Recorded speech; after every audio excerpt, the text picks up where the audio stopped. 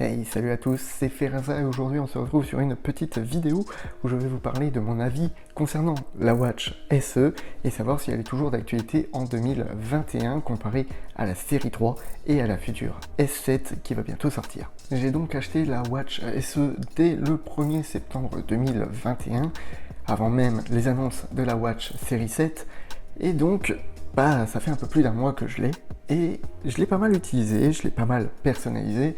Bref, j'en ai fait un outil que je me sers tous les jours, qui ne quitte presque jamais mon poignet sauf pour la recharger, et qui m'accompagne même jusque dans mes rêves, puisque elle suit mon activité du sommeil, et elle me donne des informations très pratiques pour essayer de m'améliorer, que ce soit dans ma vie physique, santé sommeil, mais également dans tout ce qui est notifications importantes, gestion des lumières, du son, bref, un outil que j'affectionne beaucoup plus qu'un iPhone ou qu'un Mac. Tout d'abord, avant de vous donner mon avis personnel de ce que je pense de cette montre et de faire la conclusion sur est-elle ou non encore un bon choix en 2021, je vais vous parler de mon usage.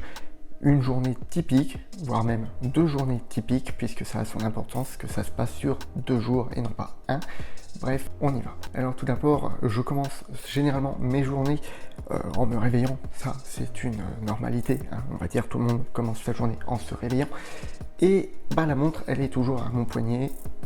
Elle fonctionne très bien, mais elle m'annonce qu'il reste 20%, 25%, ça dépend de l'usage que j'en ai eu les journées précédentes. Donc je me réveille, je détache la montre, je la mets à charger et en attendant, je me prépare mon petit déjeuner, je lis des informations sur mon téléphone, j'écoute de la musique, je vais me doucher, bref, je fais ma petite séance du matin et lorsque je reviens, la montre est déjà chargée à 80, 100%, ça dépend encore une fois le niveau d'origine au moment où je l'ai chargée, mais elle est prête à encaisser une journée voire 2 journées, et ça c'est très important, c'est pratique. Durant la journée, je me sers de la montre principalement comme une montre, oui, naturellement, je ne suis pas en train de jouer dessus, de regarder un film, des mails, une série télé ou ce que vous voulez, bref, je me sers de ma montre comme une montre, je regarde l'heure qu'il est, et malgré tout, je regarde les quelques informations qui sont présentes, par exemple, le constat du nombre de pas que j'ai fait pendant la journée, combien j'en suis, est-ce que mes anneaux d'activité sont pleins ou pas pleins, est-ce que je vais devoir me lever un peu plus, faire un peu plus d'exercice, bref, quelque chose de standard, mais qui ne sort pas d'une utilisation normale de la montre, c'est pas un usage intensif. Quand je me trouve à la maison, il m'arrive bien évidemment de me servir de la montre pour lancer le son sur le HomePod, ou bien tout simplement pour commander les lumières, ainsi que le panneau à l'arrière, de façon à me mettre dans une ambiance particulière. Bref, encore une fois, rien de bien sorcier, mais il faut avouer qu'elle est quand même vachement pratique, puisque j'ai toutes les informations sur mon poignet, je ne suis pas obligé de sortir mon téléphone, mon Mac, mon iPad, bref, ou même de me déplacer, oui, je suis feignant, pour aller appuyer sur les boutons de lumière. C'est quand même pratique, hein. Et également pendant la journée, il m'arrive de recevoir des notifications sur la montre. J'ai réglé de façon à ce que cette dernière ne reçoive que les messages les plus importants, ou du moins les notifications les plus importantes, en l'occurrence les SMS, les appels, quelques réseaux sociaux qui me sont très utiles, et puis c'est tout, voilà.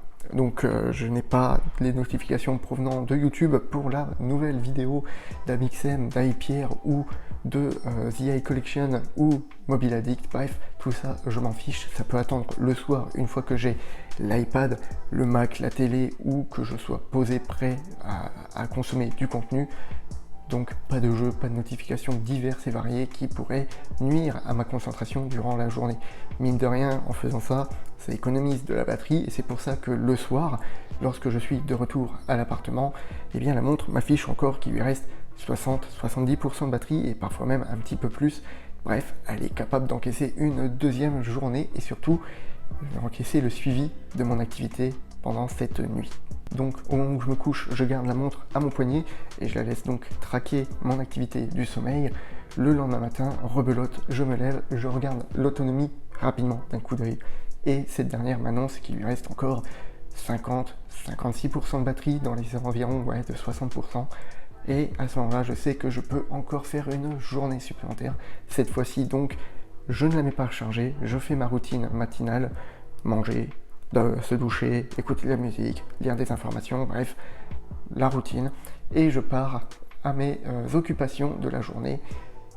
Rebelote, je bouge, je me déplace, je fais des activités, je vais bosser, bref, tout ça. Et arrivé le soir, elle est toujours là et il lui reste encore 40, 30 ou 40% de batterie. De quoi tenir encore une fois une nuit.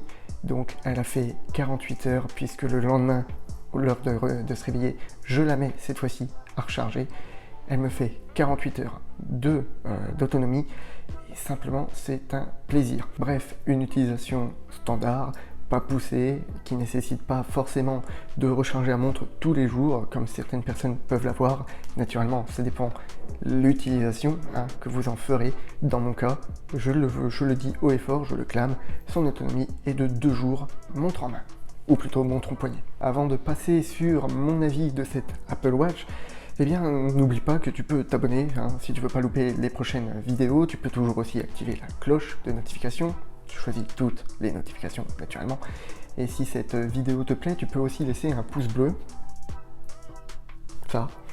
Et en attendant, nous, on passe sur mon avis. C'est parti. Alors, qu'est-ce que je pense de l'Apple Watch SE ? Eh bien, tout simplement, comme vous l'avez sûrement deviné de par la façon que j'ai de l'utiliser, elle me convient énormément. Je n'ai pas besoin de l'EGC que propose la série 6. Je n'ai pas besoin non plus de l'oxygénomètre ou même d'un écran plus grand que proposera l'Apple Watch série 7.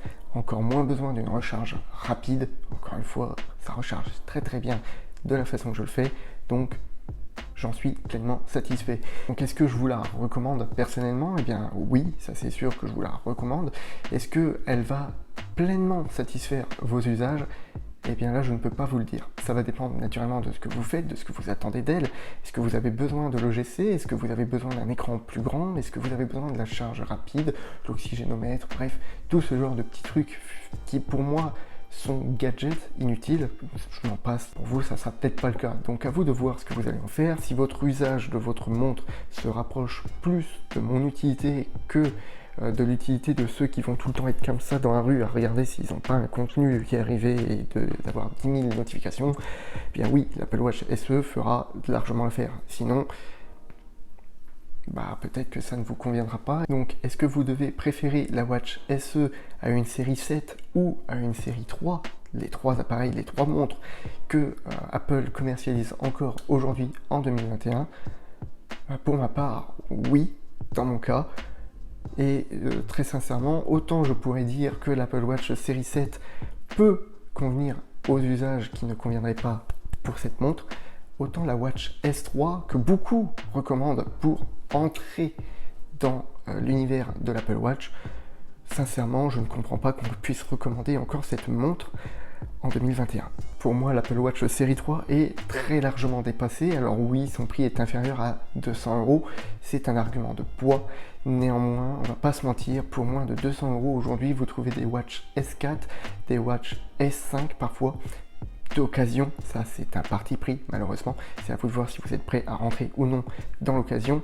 Mais seront quand même beaucoup plus performantes qu'une série 3, beaucoup plus à jour qu'une série 3, beaucoup plus puissante qu'une série 3. Bref, vous l'aurez compris, la série 3 n'a pour elle que l'argument du prix. Et encore que, malgré tout, ça reste très cher pour ce que c'est. Bref, pour moi, le choix est vite fait. Si demain, je devais racheter une montre, alors que je n'ai pas encore la Watch SE, mon choix se porterait très largement sur cette dernière. Je n'ai pas besoin de toute la fioriture d'à côté, le GC, l'oxygénomètre, l'écran plus grand, la recharge rapide, bref, tout ça, c'est beaucoup trop pour moi, ça me sert pas à grand chose. Donc oui, sans hésiter, si demain on me disait tu peux choisir entre une montre standard et une Watch SE pour ton anniversaire, imaginons, eh bien je dirais tout simplement la Watch SE sans hésiter. Donc j'espère que cet avis vous aura plu et qui vous aura peut-être permis également de vous faire une petite idée de laquelle des 2 montres, 3 montres, 6 montres, bref, toutes les montres que vous avez à portée de main vous convient le mieux. Pour ma part, la Watch SE, peut-être que dans votre cas, ça ne sera pas le cas. Donc j'espère vous avoir aidé. Quant à nous, on se retrouve sur une prochaine vidéo. On se dit à la prochaine, portez-vous bien. Ciao!